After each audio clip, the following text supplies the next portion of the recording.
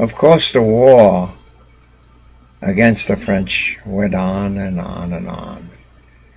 And many generations of youth became affiliated with the war and joined the organization, the underground organization. It became very extensive and spread across the peninsula, being called a different name in different localities. For example, in Naples there was the Camorra. In Sicily there was the Black Hand.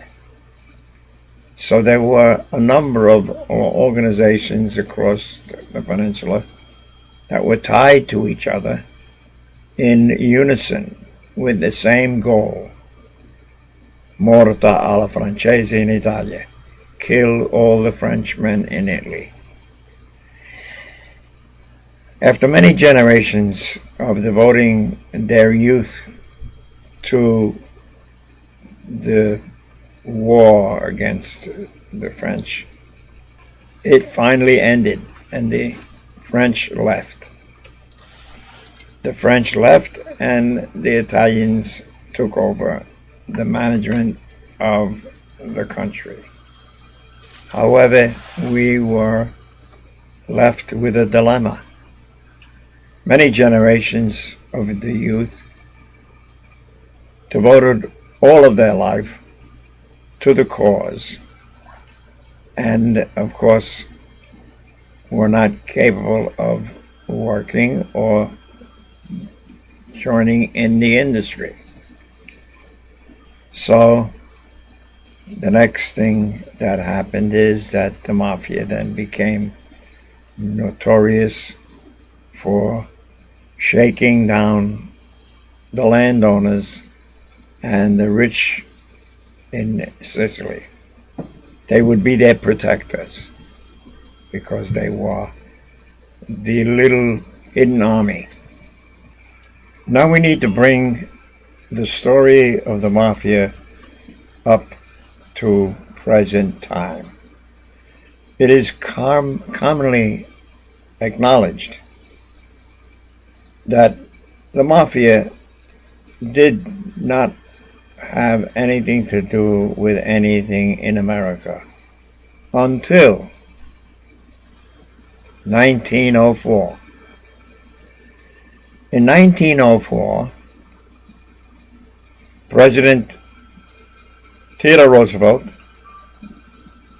appointed a young man, a prosecutor, to be the Secretary of the Navy. After a year or so as the Secretary of the Navy,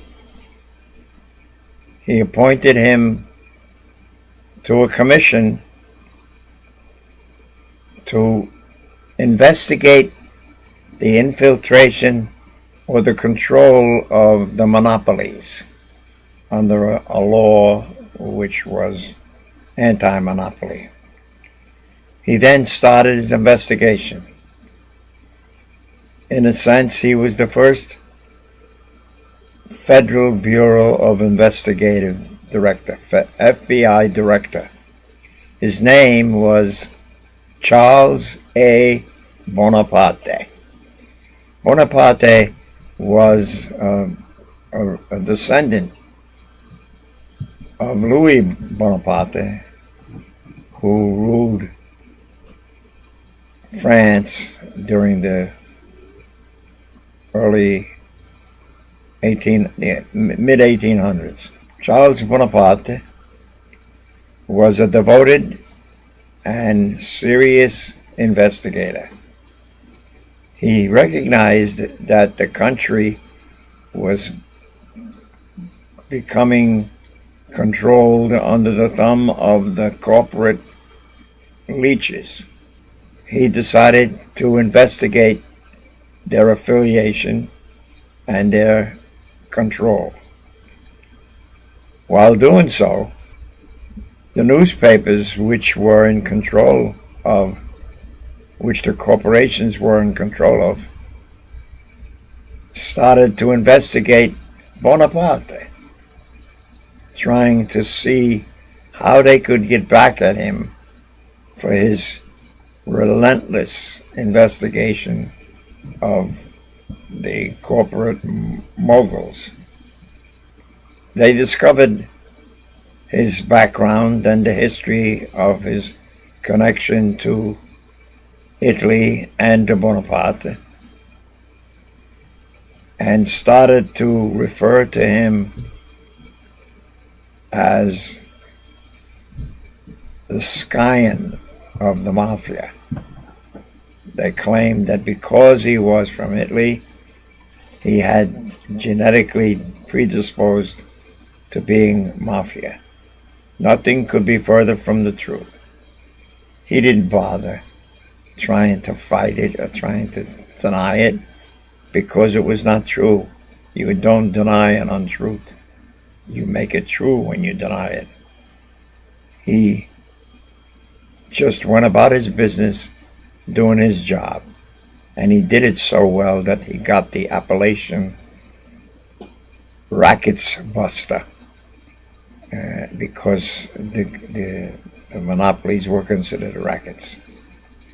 It is understood that that was the start of introducing the Mafia into America. A lot of newspapers, the yellow journalists, the newspapers that were under the control of the corporate moguls, started to hate everything Italian because he was their nemesis. That, to me, is how I trace the start of the Mafia in America. Now it's spread rapidly across the country. Every little hamlet, every little part of any large city contained neighborhoods that were Italians. Italians have a tendency, when they come to the new country, to go to neighbors and relatives who came before them. And pretty soon, they were starting to be tarred with the black brush of Mafia because of the newspapers. It was newspaper journalists under the guidance of the corporate moguls that caused the name Mafia to become so prominent. A columnist for the Daily News back in 1954, in May of 1954, wrote a full column about the fact that the Mafia in fact did not exist, and how it was started by the newspapers writing about it. In fact, he indicated that if you wanted to be a writer or a columnist, all you had to do was write a story about the Mafia, and you automatically would get published. And therefore, because the newspapers were hungry for rag journalism, for stories about that.